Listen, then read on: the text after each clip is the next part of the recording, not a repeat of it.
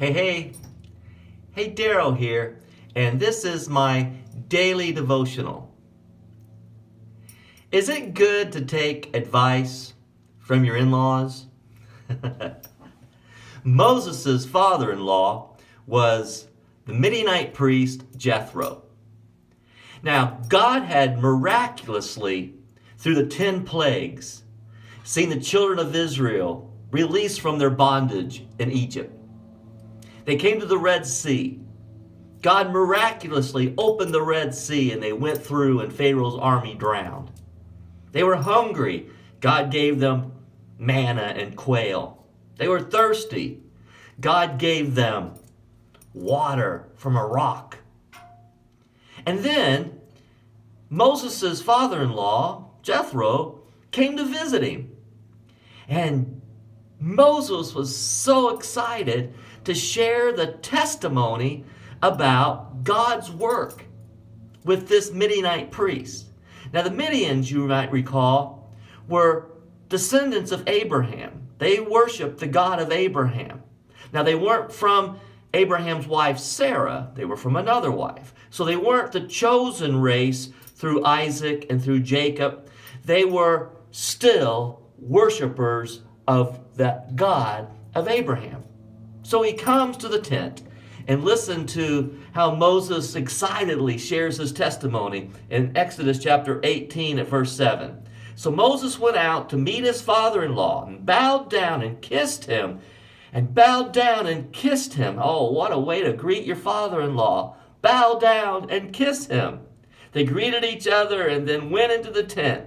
Moses told his father-in-law about everything the Lord had done to Pharaoh and the Egyptians for Israel's sake, and about all the hardships they had met along the way and how God had saved them. And Jethro, it says, was delighted to hear about all the good things the Lord had done for Israel in rescuing them from the hand of the Egyptians. So this is all good. Now the next day comes along, and father-in-law Jethro is still around, and he begins to observe what Moses is doing. Verse 13 in chapter 18 of Exodus. The next day Moses took his seat to serve as judge for the people, and they stood around him from morning till evening. When his father-in-law saw all that Moses was doing for the people, he said, "What is this you are doing for the people? Why do you alone sit as judge while all these people stand around you from morning till evening?" Now let me remind us, there were 800,000 men, Scripture says, plus women and children, who were among this caravan. And there would be disputes, there would be issues, and so Moses would line up all the people and he would sit as the judge, and he would use the wisdom of God to decide the cases of their problems. Now, this is where the father-in-law advice comes along. Moses' father-in-law replied, "What are you doing? It's not good. You and these people who come to you will only wear yourself out. The work is too heavy for you. You cannot handle it alone. Listen now to me, and I will give you some advice. And may God be with you." So he's going to give some advice.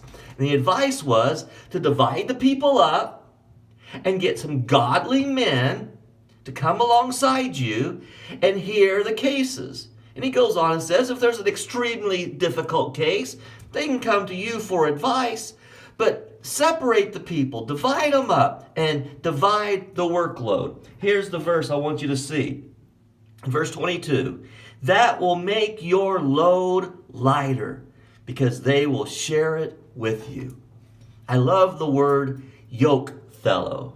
Yoke fellow. In Philippians 4, verse 3, in the King James Version, it uses the word yoke fellow. Someone who comes along to help carry the load. Moses took this advice. Listen, you'll never hear this often in this day and age. Verse 24, Moses listened to his father-in-law and did everything he said.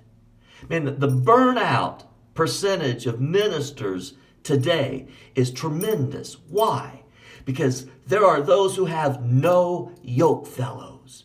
No one to come along and help carry the load. These would have been as ancient Old Testament deacons.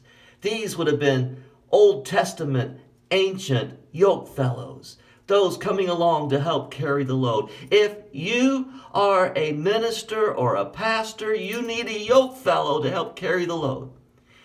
And if you can all be a yoke fellow to help carry the weight, do that. Because that's what Jethro, the father-in-law, said to do.